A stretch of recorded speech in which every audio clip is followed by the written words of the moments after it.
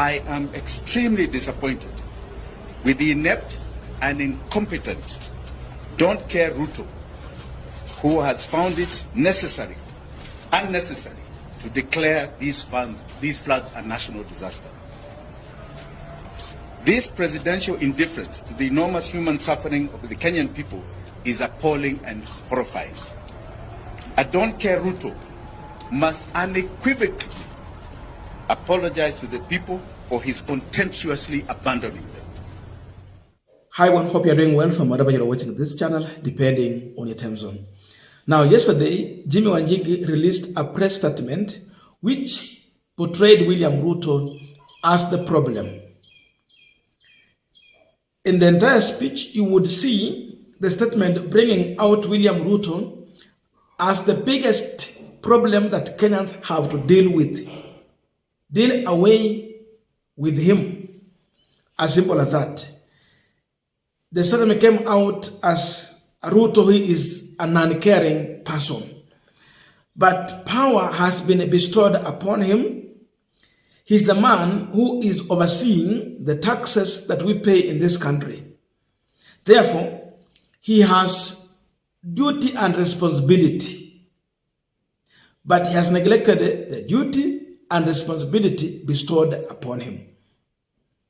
And of course, Jimmy Wanjigi's statement is coming at a time when Kenyans have suffered because of the floods. So he addressed two things. Number one, the carelessness and don't care mind of William Samoei Ruto during this time of need. Then number two, the issue to do with the debt repayment. Taxes and debt repayments. So definitely I want to focus more on the issue of the floods. What has really affected Kenyans. Men have died in hundreds. But it seems the man in the power is caring the less. And that is what Jimmy Wanjigi has addressed. So before we go deep into that, just a quick request. For those who are watching and you have not yet subscribed, please consider subscribing.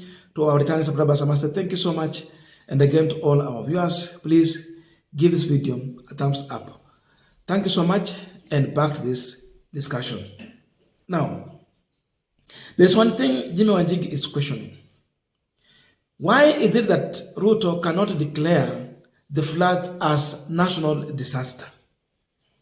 Because once you do so, you are going to pull the resources together from government, then from well-wishers who will come in to help, because everyone will know that there is a disaster in Kenya that need help.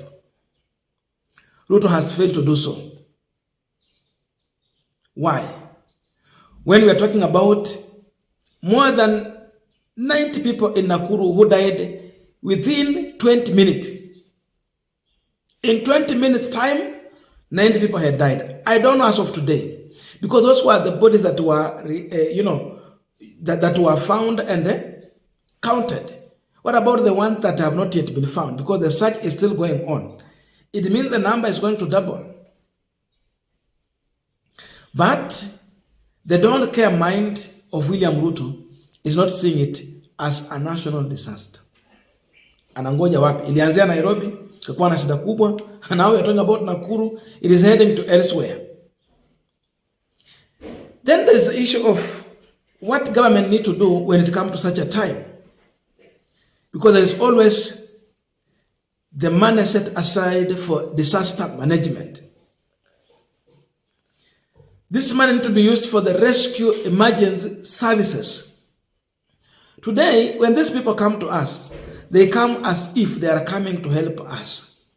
We see them as, people who are coming to give their help. But it is not their help. What Jimmy Wanjigi wants Kenyans to understand is that when you see Ruto, Gachagua, even if it is your governor, be it Sakaja or hata huku Vihiga kama, everywhere, these people do not come here to give their help. It is taxpayers' money that is set aside to deal with such kind of situation when it occurs. But you look at the Kenya Kwanza, how they behave. You would think like when they come, they are coming to give their help. It is their own money that they have used their time. When indeed it is their duty, it is one of their duties and responsibility. And this money, it is your tax. It is kept aside to help anytime there is such kind of a situation. That's why you are being called a Kenyan. Wewe ni Mkenya. Wewe ni mlipa ushuru. Kwa una haki ya kuhudumiwa wakati kama huu na serikali bure bila kutusha chochote. Ikiwe ni matibabu, ikiwe ni chakula. But you see these people on top of their vehicle.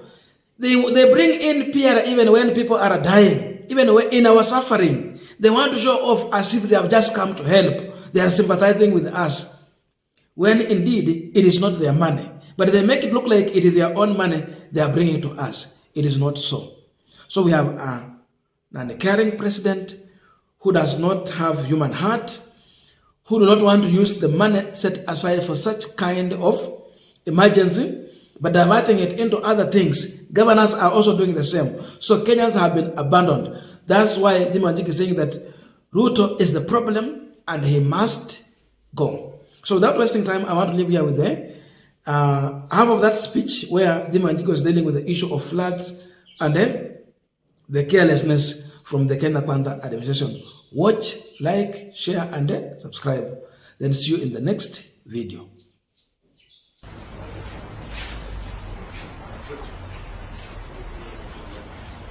Hi guys, asanteni sana. Thank you for coming. I know you have very crowded schedules. I'm going to read a short statement. By my side is Willis Otieno. I'm sure you all know him. He was my running mate in 2022. Na ako hapa. Let me proceed.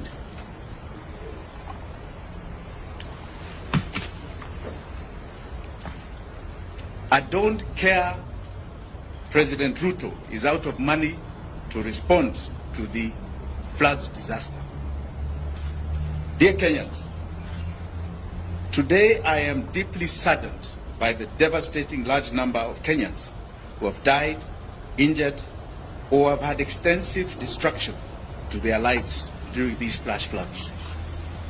Equally, I am extremely disappointed with the inept and incompetent Don't Care Ruto, who has found it unnecessary to declare these floods a national disaster.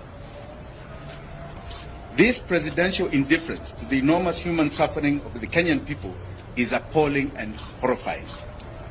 A Don't Care Ruto must unequivocally apologize to the people for his contemptuously abandoning them. On behalf of myself and my family, I would like to extend my heartfelt condolences and sympathy to all the bereaved families and all those adversely affected by this unforgiving disaster. I stand in solidarity with you during this difficult time. Kenyans, in the last more than 72 hours of Kenya Kwanza government in action to set up and coordinate rescue and emergency services across the country, it has exposed a Don't Care Ruto as a government that is financially bankrupt. All Kenyans affected by this horrible disaster are entitled to receive full government assistance. After all, that is why we pay taxes, consistent with their urgent needs and priorities.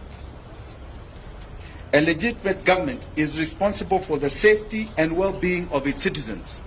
That is the oath a Don't Caring Ruto took to protect life and property.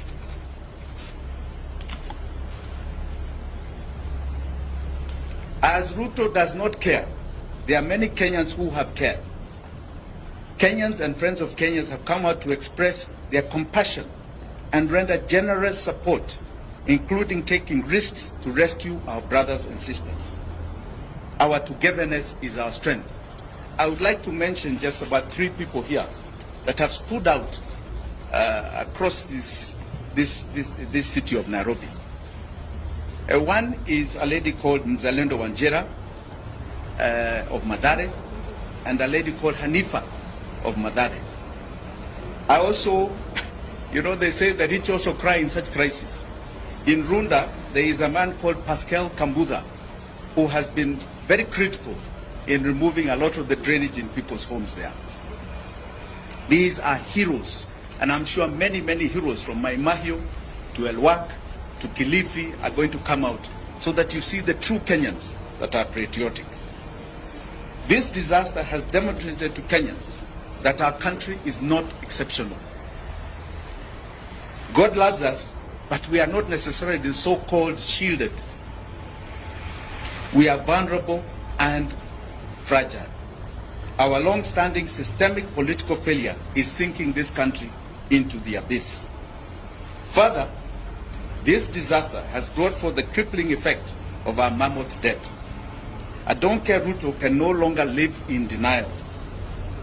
This debt is painfully killing this nation. Because of the debt crunch, this country is out of money to meet its even most urgent requirements such as this. Funding our rescue emergency services. You've not even seen the activation of our disaster center because they cannot find the money. We have been humiliated, taking a begging bowl around the world in order to help our people at a time of need.